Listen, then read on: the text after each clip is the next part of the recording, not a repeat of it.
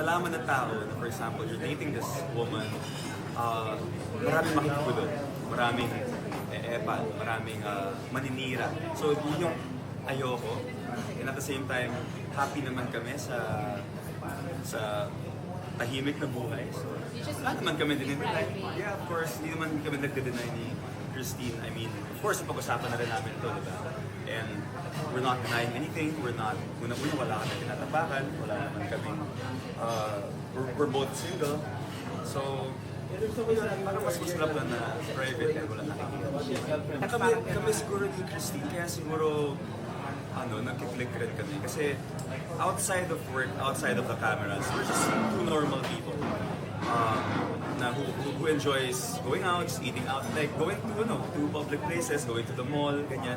Hindi kami yung nagtatago, yung nagmamask, tas naka-shades inside the mall, wala. Kumbaga, if people see us, then people see us. And hindi kami nagtatago, and we're not also, hindi namin binabalanda rin, kumbaga. So, we started off as friends, first show ko nga, with ABS, katrabaho ko siya. So, na-form yung friendship namin, and of course, like what we have now is special, I can say. And ayoko mo nang magsabi ng yung mga label na ganyan. Para sa akin, ang label yung mga holding hands. hindi naman parang for me label, it puts a lot of pressure to your relationship. Basta kami dalawa happy kami. Wala naman kami. We're not seeing other people also. And na-pressure kasi yung mga kids nowadays with the labels and all that. Diba? Parang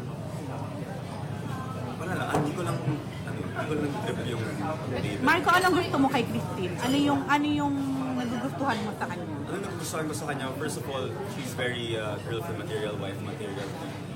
Sobrang bait niya, sobrang wala siyang arte. Siguro yun yung sa tanong kanina kung sino pipiliin ko, kung si Kulot o si Straight between Coring and Daphne.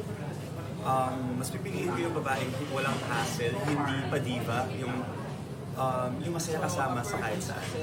Yung at the same time very loving, very caring, diba? And marami action. So yun si Christine, parang. So Marco, accepted mo rin yung, you're close to her daughter. Kasi yun ang pinaka-importante sa kanya yung daughter. Yes. Accepted mo rin yun. Well, of course, I mean, she's not the first woman naman to be a single parent. And wala namang masama.